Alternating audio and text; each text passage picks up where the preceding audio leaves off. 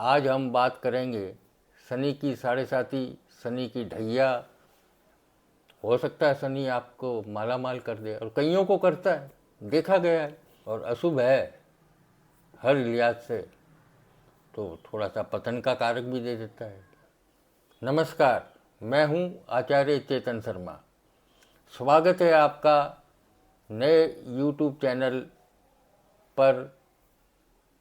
और आज हम बात करेंगे शनि की साढ़े साती, शनि की ढैया का क्या प्रभाव विभिन्न राशियों पर रहेगा, किन किन राशियों पर शनि की साढ़े साती रहेगी, किन किन राशियों पर शनि की ढैया रहेगी।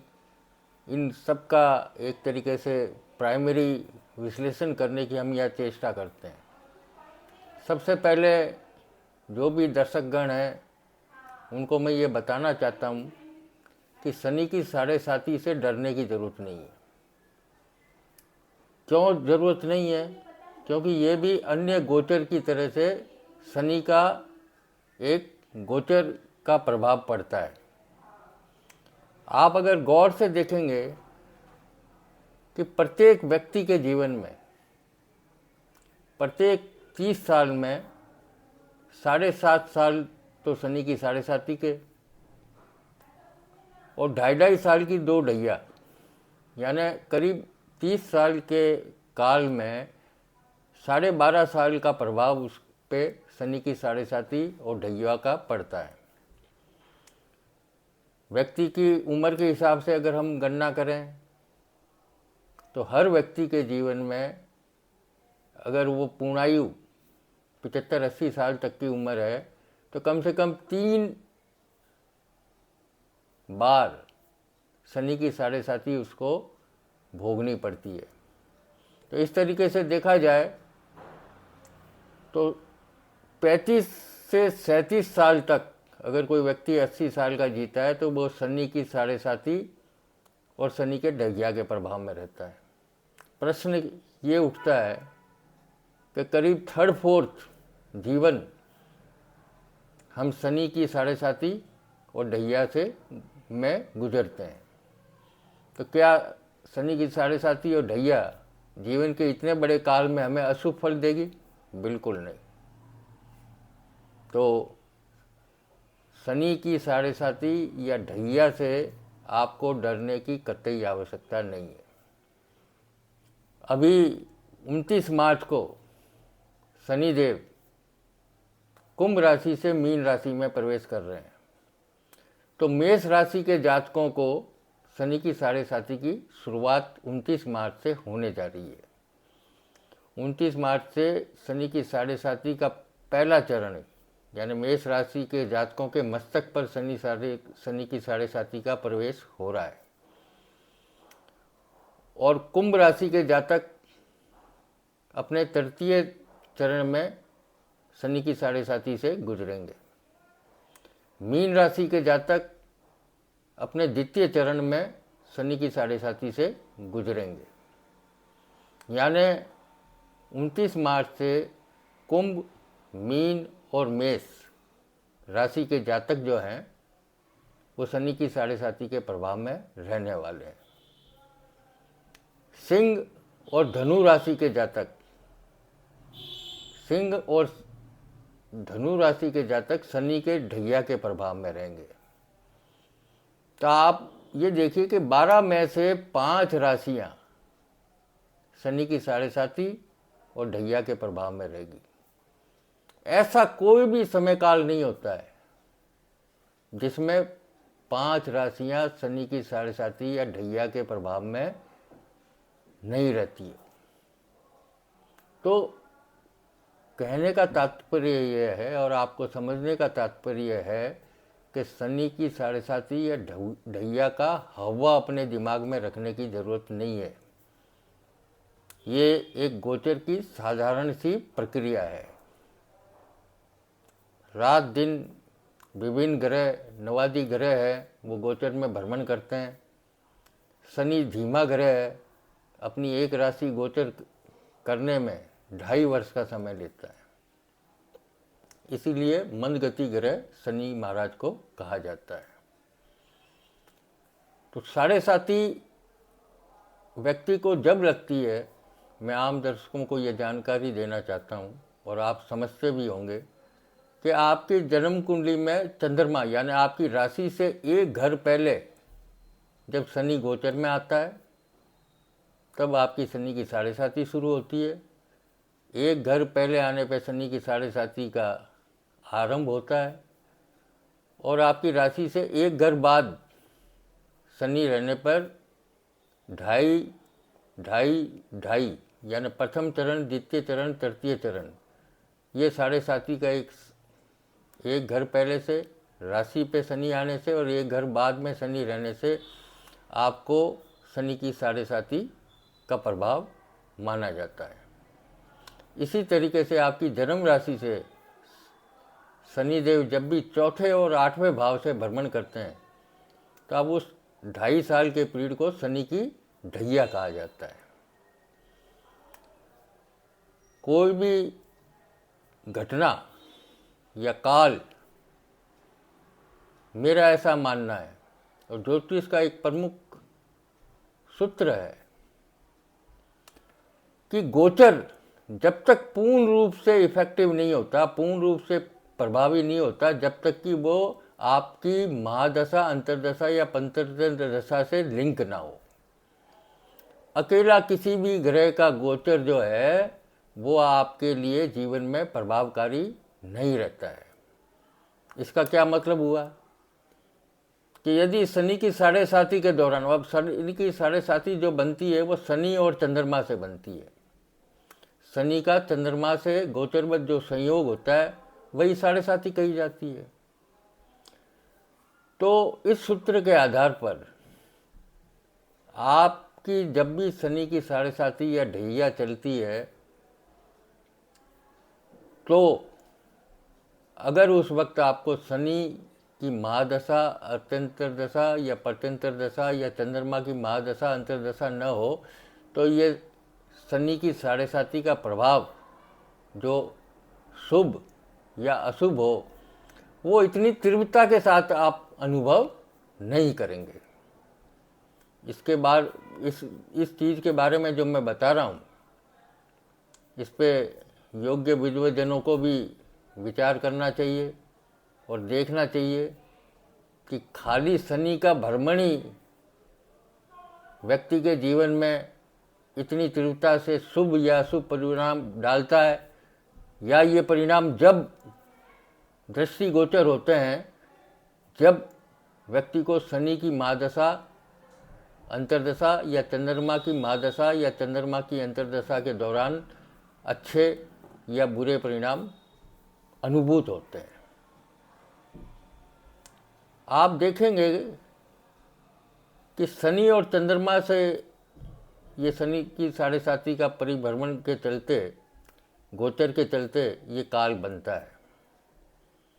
इसमें हमें ये भी ध्यान रखने की ज़रूरत है कि शनि यदि आपकी कुंडली में मजबूत है और चंद्रमा भी आपकी कुंडली में मजबूत है, शनि और चंद्रमा किसी अशुभ ग्रह से दृष्ट नहीं है या कमज़ोर नहीं है, तो आपको शनि की साढ़े साती अच्छा परिणाम भी देती है।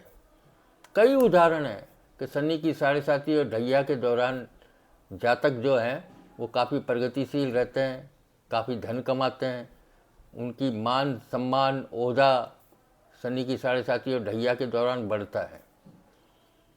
तो शनि जो है गोचर में चंद्रमा के ऊपर से जब भ्रमण करता है तो एक बात ज़रूर है कि चंद्रमा होता है मन, आपकी मनोदशा उस काल में। तो शनि के प्रभाव में आने से चंद्रमा थोड़ा सा पीड़ित होता है गोचर में। तो उस समय आपको अपना आत्मबल, आपका हौसला, आपके इमोशन ये थोड़े से अव्यवस्थित होते हैं।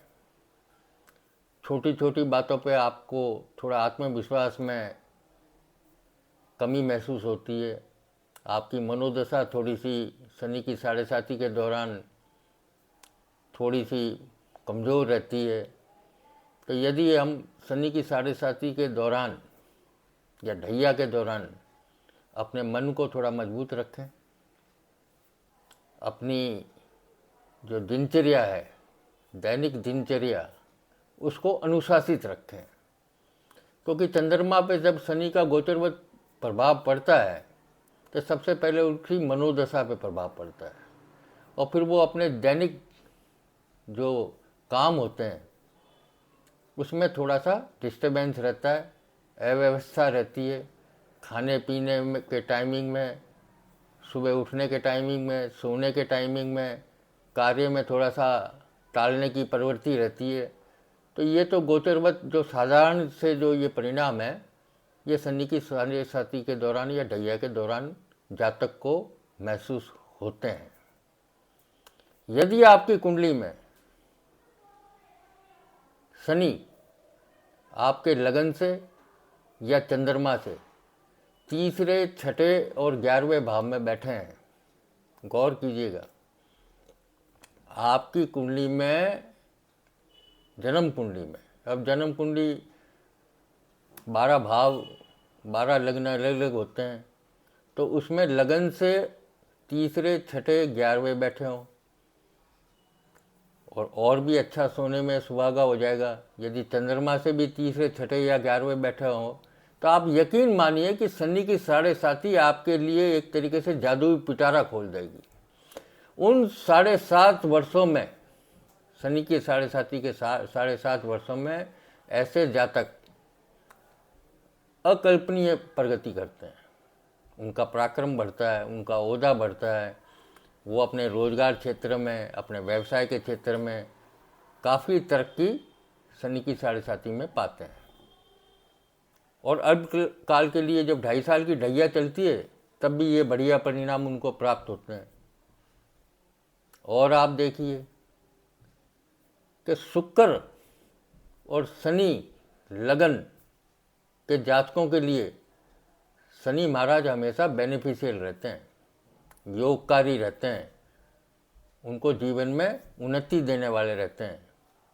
तो जिनका वृषभ लगन, तुला लगन है, मकर लगन, कुंभ लगन है, ऐसे जातक जो होते हैं उनको शनि की साढ़े साथी में अशुभ फल बहुत ही कम मिलते हैं।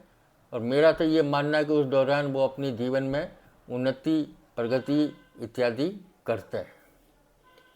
तो शनि की साढ़े साथी और ग्रहों की तरह, जैसे कोई भी ग्रह है, गुरु हो, राहु हो, केतु हो, सूर्य हो, चंद्र हो, मंगल हो,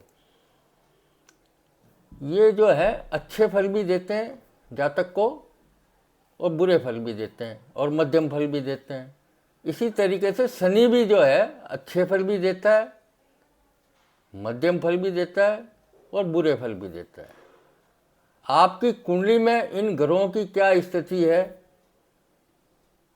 और गोचर, मैं बार बार कहता हूं कि गोचर जब तक प्रभावी नहीं होता जब तक कि वो महादशा, अंतर्दशा या पतंत्र दशा से लिंक नहीं हो।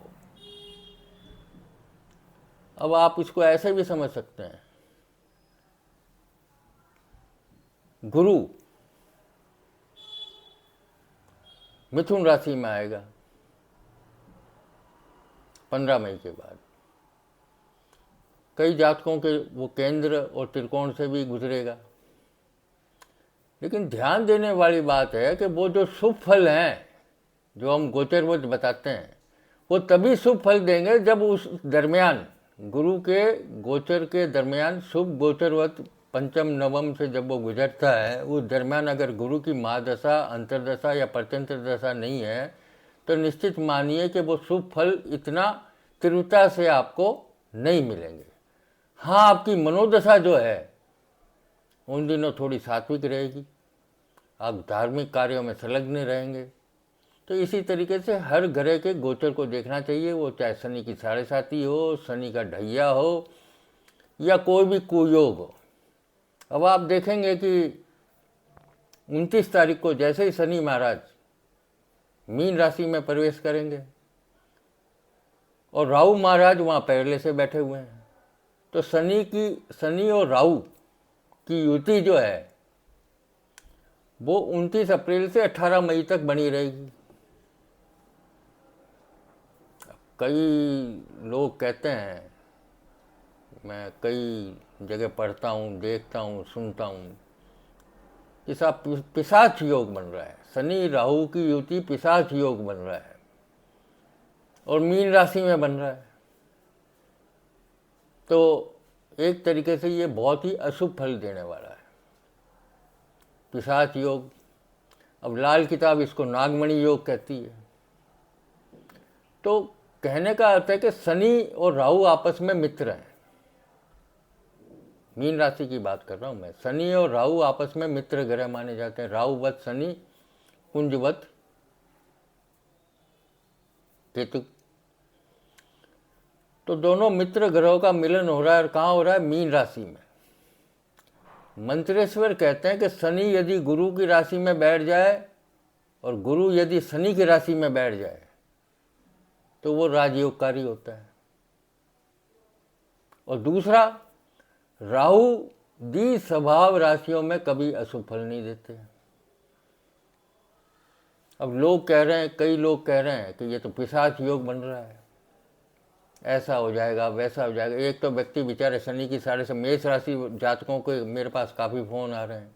एक तो वैसे ही वो परेशान है कि हमें को शनि की 7.5 लग रही है, क्या करें। फिर ऊपर से ये पिशाच योग, उनके तो 12वें भाव में बनेगा मेष राशि के जातकों के लिए। तो इन दिनों सबसे ज़्यादा जो परेशान और क्यूरियोसिटी जिनकी बनी हुई है वो मेष राशि के जातकों के लिए बनी हुई है। निवेदन मेरा ये है कि आप किसी योग्य पंडित से इस शनि की 7.5 का इन जो मैंने बताए हैं, ये कोई मेरी तरफ से नहीं बता रहा, ये ज्योतिष के नियम ही हैं। इसके अनुसार, उसके अनुसार अपने जीवन को, इस शनि का गोचर को और शनि राहु के गोचर को समझने का प्रयास कीजिए। हो सकता है ये आपको अच्छे फल भी दें। अब शनि की 7.5 के दौरान एक ये भी बात है कि 4 पाद होते हैं। स्वर्णपाद शनि के गोचर के दौरान, स्वर्णपाद, चंद्रपाद, ताम्रपाद और लोहपाद। उसमें आप देखेंगे कि चंद्रपाद में जब शनि का 7.5 के दौरान जब शनि का भ्रमण होता है तो वो जो 2.5 साल हैं व्यक्ति के लिए काफ़ी फायदेमंद रहते हैं। हर तरीके से उसको पद प्रतिष्ठा, धन, ओहदा, हर क्षेत्र में उसको फायदा होता है। अब आप देखेंगे कि कुंभ राशि के जातकों को अभी जो ये शनि का भ्रमण है मीन राशि में, वो रजत पाद में हो रहा है। तीसरे चरण में रजत पाद, यानी कुंभ राशि के जातकों के दौरान ये जो शनि की 7.5 का 2.5 साल का पीरियड है, ये उनके लिए काफ़ी अच्छा रहने वाला है, शुभ फल देगा। और 15 मई के बाद बृहस्पति उनका 5म भाव में भी आ जाएगा। तो उनकी शुभता, ये जो 2.5 साल कुंभ राशि के जातकों के लिए चिंता करने की जरूरत नहीं है। अब देखिए मीन राशि के जातकों के लिए, मीन राशि के जातकों के लिए ये स्वर्णपाद पे रहेगा। तो मीन राशि के अब मीन राशि से ही चंद्रमा के ऊपर से ही जब शनि का भ्रमण हो रहा है तो चंद्रमा थोड़ा सा शनि के गोचर के कारण थोड़ा सा ज़्यादा पीड़ित रहेगा। तो उनको उनकी मनोदशा का थोड़ा ध्यान रखना चाहिए। स्वास्थ्य का विशेष ध्यान रखें। मानसिक बीमारियां, डायबिटीज़ है, ब्लड प्रेशर है, ऐसी बीमारियों पे उनको सावचेत रहने की ज़रूरत है। घूमने जाएं, थोड़ा आध्यात्मिक दिनचर्या अपनाएं, अच्छी बातों का पठन करें। तो ये जो जातक हैं, मीन राशि के जो जातक हैं, उनका ये समय थोड़ा सा मानसिक रूप से परेशानी वाला रह सकता है। लेकिन इसका मॉडिफाई जो मैंने बताए हैं आपको इस वीडियो में पहले से मैं बता रहा हूँ कि यदि आपका शनि और चंद्रमा कुंडली में शुभ स्थानों पे किसी कुप्रभाव से, किसी मैलेफिक ग्रहों से पीड़ित नहीं है तो आपको चिंता करने की बिल्कुल ज़रूरत नहीं है। चाहे शनि की 7.5 चलेगी, वो आपके लिए नए सफलता के द्वार, कॉन्क्रीट काम होंगे आपके, स्थायी काम, मजबूत ये काम आपके शनि की साढ़े साथी के दौरान होंगे। अब मेष राशि के लो पाद में ये शनि की साढ़े साथी चलेगी, तो लो पाद भी अच्छा नहीं माना जाता है। लो पाद का मतलब है कि आपको थोड़ा सा अपने धन संचय, धन हानि के योग भी रह सकते हैं, और एक तरीके से आपको कुटुंब में कलह रह सकती है। लेकिन अब मेष राशि के जातक हैं और आपकी कुंडली में शनि लगन से या चंद्रमा से तीसरे छठे 11वें हैं, तो जो मैं ये अशुभ फल बता रहा हूँ ये बहुत न्यून मात्रा में आपको प्राप्त होंगे। एक तरीके से बहुत ही कम मात्रा में, सिर्फ आपकी मनोदशा को थोड़ी सी परेशानी में डालकर चले जाएंगे, लेकिन आपको फायदा रहेगा इस शनि की साढ़े साथी के दौरान। तो शनि की साढ़े साथी या पिशाच योग, शनि राहु की युति, इनसे इनको खराब फल देंगे ये कतई नहीं होता है। आपके ग्रह नक्षत्रानुसार, आपकी कुंडली के अनुसार, आपकी दशा अंतर्दशा के अनुसार ये मॉडिफाई होते हैं। तो जब भी शनि की साढ़े साथी आए या ढैया आए या अशुभ गोचर बन रहा हो, तो आपको घबराने की ज़रूरत नहीं है। आपको यथा योग्य किसी अच्छे ज्योतिविद से उसको थोड़ा सा समझने की ज़रूरत है। हो सकता है शनि आपको माला माल कर दे, और कईयों को करता है, देखा गया है। डॉक्टर शंकर दयाल शर्मा शनि की साढ़े साथी की उसी में राष्ट्रपति बने। राजस्थान के पूर्व मुख्यमंत्री भैरू सिंह जी शेखावत साहब, जब भी उनको शनि की ढैया चलती थी वो मुख्यमंत्री बनते थे। तो शनि राज भी दे देता है और अशुभ है हर लिहाज से, तो थोड़ा सा पतन का कारक भी दे देता है, चिंता भी देता है। तो शनि अशुभ है, पूरी तरीके से हमेशा खराब फल ही देता है, ऐसा कतई नहीं है। और फिर अपने शास्त्रों में उपाय भी है। वस्तुतः शनि की साढ़े साथी के दौरान चंद्रमा के ऊपर जो शनि का जो भ्रमण होता है, तो आपकी मानसिक स्थिति को मजबूत रखने की आवश्यकता है। अनुशासित होकर अगर आप जीवन जिएंगे, झूठ नहीं बोलेंगे, पाप कर्म से दूर रहेंगे, तो ये शनि की साढ़े साथी आपको मानसिक रूप से सबल बनाए रखेगी। उपाय कई हैं। अब 29 तारीख को ये एक संयोग है कि शनि जब राशि बदल रहा है, उसी दिन शनिश्चर अमावस्या भी है। तो शनिश्चर अमावस्या के दिन शनि का दान करना आपके लिए, शनि की साढ़े साथी अगर आपको कहीं अशुभ इंगित दे रही है, तो उसी दिन आप 29 मार्च को ही शनिश्चर अमावस्या का दान करें। 11 या 12 बजे के बीच अपने वजन के बराबर 7 प्रकार का अनाज, सतनाजा, वो शनि अमावस्या के दिन आप दान करें। आपको काफ़ी राहत मिलेगी। शनि का जो प्रकोप है वो काफ़ी शांत हो जाएगा। शनि अमावस्या के दिन जो संध्या काल होता है, जिसे गोधूली बेला कहते हैं, उसमें आप पीपल के पेड़ पे जाके दीपक लगाएं, उससे भी आपके शनि काफ़ी शांत रहेंगे। एक उपाय बड़ा साधारण सा उपाय है कि आप काला सुरमा, ठोस काला सुरमा शनिवार के दिन पीपल के पेड़ के नीचे या आम के पेड़ के नीचे जाके दबा दें, तब भी शनि महाराज शांत रहेंगे। और शास्त्रों में उपाय है कि देखिए, आपकी कुंडली में अगर आपके नेटल चंद्रमा को शनि नहीं दिखता कुंडली के अंदर, तो आप आध्यात्मिक जीवन नहीं जी सकते। आप देखते हैं ना कि आजकल साधु महात्मा ज्योतिषी, आप कारण जान लीजिए कि यदि किसी साधु आध्यात्मिक व्यक्ति, चाहे वो कहाँ ही बैठा हो, मठ में बैठा हो, जंगल में बैठा हो या अपने आश्रम में बैठा हो, यदि उसकी कुंडली में चंद्रमा का शनि से सहयोग नहीं होता तो वो ट्रूली स्पिरिचुअल पर्सन नहीं है। कपड़े पहनना और चीज़ है, लेकिन अपने मन को भगवा रखना वो बहुत असाधारण बात है। क्योंकि चंद्रमा मन पर जब तक शनि की दृष्टि नहीं पड़ेगी, मन खत्म नहीं होगा। सारी आध्यात्मिक यात्राएं हैं क्या कि अपने मन को वश में करें, मन को विलीन कर दें। मन विलीन होगा तो आत्मा का साक्षात्कार होगा। तो शनि चंद्र का जो मिलन है वो आपको आध्यात्मिक उन्नति देता है। और अमूमन देखा गया कि शनि की 7.5 के दौरान जो है जातक धार्मिक हो जाता है, आध्यात्मिक हो जाता है, और उस समय वो जो भी योग साधना अपना मंत्र जप करता है तो वो आसानी से सधता है, उसमें सिद्धि प्राप्त होती है। अब बोलो, शनि का भ्रमण चंद्रमा से जब मिलता है और आपकी आध्यात्मिक उन्नति हो रही है, उससे तो बड़ा कोई धन है ही नहीं। और कहते हैं कि शनि की 7.5 खराब है।